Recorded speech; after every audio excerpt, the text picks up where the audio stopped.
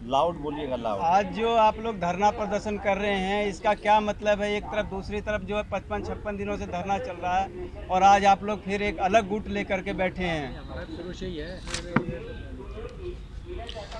सभी फौजी भाइयों को राम राम और देशवासियों को जय हिंद। मैं सुरेंद्र पहलवान दिल्ली वेटरन्स का अध्यक्ष हूं। आप लोगों को भी सबको मालूम है, इसी दिल्ली वेटरन्स ने 14 नवंबर को यहां पर प्रदर्शन किया था वन रैंक वन पेंशन को लेके। उस समय हमारी छोटी कॉल थी। उसके बाद हमने 20 फरवरी के लिए एक बड़ी कॉल की, समय मिला और हम उसको प्रचार करते रहे। और जो 20 फरवरी को जो भीड़ आई थी वो आप सब ने देखी थी। 50,000 सैनिकों ने यहाँ हिस्सा लिया और हमने देश के सभी सैनिकों के लिए स्टेज दिया। 21 तारीख से धरने पर बैठे हुए हैं। ये नहीं है कि हम नहीं बैठे हैं उस पर, उस धरने पर मैं मौजूद हूँ 9 तारीख तक। 9 अप्रैल तक वो धरना जितना उनका है उतना ही मेरा है। लगभग 52 या 54 दिन होते हैं काउंटिंग गिनती में, तो हमारा भी 52-54 दिन का है, उनका भी 52-54 दिन का है। वे भी लिखे 52-54 दिन, हम भी 52-54 दिन लिखेंगे। उसके जब मांग आपकी वन रैंक वन पेंशन की सेम है, एमएसपी की मांग सेम है, तो फिर दो धड़े में दो मंच लगाने का औचित्य क्या बनता है? कई बार जब एक घर होता है उसके भी 2 और 3 घर बन जाते हैं। जब कई बार किसी चीज के 1 और 2 3 मंच होते हैं तो वो एकता का प्रतीक होता है। वो एकता अब बढ़ने वाली है। हमारी जो कोशिश है 2 और 3 मंच की नहीं है, हमारी दिल्ली की। और हमने 9 तारीख को राष्ट्रीय संयुक्त मोर्चा बनाया। उन सब की यही सोच है, हमारा एक मंच होगा और एक डिमांड है, एक मंजिल है। आप देखेंगे हफ्ता 10 दिन में जो आदर्श जो ग्रुप है वो हमारे को आगे ज्वाइन करके हमारे को समर्थन करेगा और हम उनको समर्थन करेंगे। और वे लोग भी आएंगे हमारे पास समर्थन के लिए, क्योंकि हम आप लोगों के सामने हमने ही 20 तारीख का किया था। खर्चा वगैरह सारा हमने किया था। कुछ असामाजिक तत्व अपने चेहरे को आगे रखने के लिए हमारे साथ पीठ पे छुरा घोंपा है, हमने उनको निष्कासित कर दिया। अब वे चाहें अभी आ जाओ, हमें स्वागत करते हैं उनका। डिमांड क्या है? हमारी demand one rank one pension 1 और 2 जो सरकार की तरफ से त्रुटियां हुई हैं, जो जवान जैसियों को नहीं मिला है।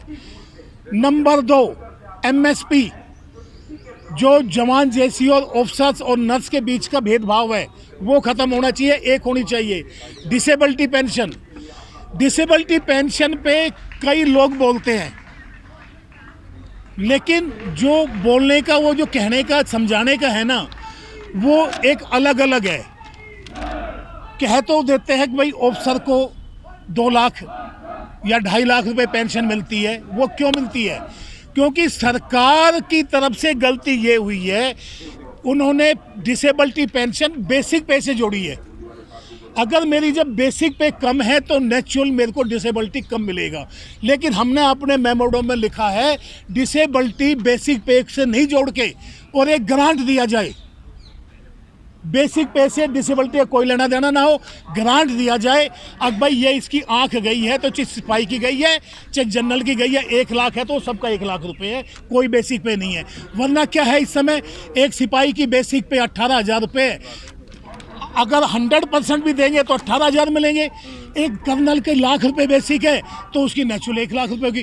कोई बेसिक से नहीं होगा, वो ग्रांट होगा जो एक होगा। 1 रुपया दो चाहे लाख रुपए दो, सिपाही से जनरल तक एक होगा, वो जो 100% डिसेबिलिटी है। ये हमारी डिमांड है। दूसरा, ये हमारी माता है, ये वीरांगना है, इनके हस्बैंड 1971 में INS खुकरी में जल समाधि में चले गए थे। इनकी पेंशन में जो त्रुटियां हैं, मैं अभी आज आपको गुणा के नहीं बताऊंगा, अगले उसमें बता दूंगा मैं 24 तारीख के उसमें। जो हमारी विधवाएं हैं उनकी जो बेसिक पे की गुणांक है उसमें ऑफिसर की वाइफ की जो पीरियड है उसमें 7.5 और 33 गुना का फ़र्क है। सिपाही की 7.5 गुना और ऑफिसर की वाइफ की 33 गुना बढ़ाई गई है। हम कहते हैं भाई अगर सिपाही की बेसिक कम है तो कम रहने दो, हमें कोई एतराज़ नहीं है, लेकिन गुणांक जो फार्मूला है वो 33 गुना ऑफिसर को दिया है तो 33 गुना ही सिपाही को भी दिया जाना चाहिए। हमारी ये डिमांड है जो कि अभी तक नहीं उठा। बस कह रहे हैं भाई 2.5 लाख मिल, अरे 2.5 लाख क्यों मिलता है ये तो बताओ। 2.5 लाख कहने से काम नहीं चलेगा। ये बताओ सरकार को 2.5 लाख क्यों मिलती है, उस 2.5 लाख को कैसे सुधार करोगे वो बतानी है हमें। वो मेमोरेंडम तैयार किया है, वो मेमोरेंडम पीएमओ को जाएगा अभी, जो अभी तक नहीं गया। सर एक सवाल है आप लोगों से, जब आपने 2 मंच लगाया है हाँ। और सरकार के डेलीगेशन को अगर आपसे वार्ता करनी होगी तो वो किस मन से वार्ता करेगी? आप लोगों ने कहीं ना कहीं कंफ्यूजन पैदा कर दिया है। जब सरकार बात करने के लिए आगे आएगी तो वो मंच भी एक होगा, वे आदमी भी डिप्यूट होंगे, जो कम से कम 11 आदमी का डेलीगेशन होगा, जो मैन जिनको ज़्यादा जानकारी है, जरूरी नहीं है वो मैं हूँ, नहीं, जो ज़्यादा जानकारी रखते हैं इस मुद्दे को लेके, बहुत एक्सपर्ट है हमारे बीच में, वे उसको लीड करेंगे और सरकार को एक एक पॉइंट बताएंगे।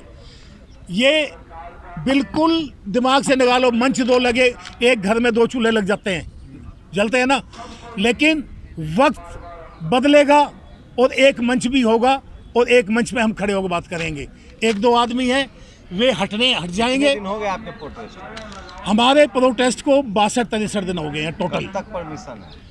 देखिए मेरी जो परमिशन है अभी वो 5 मई तक हमारे पास लेटर है।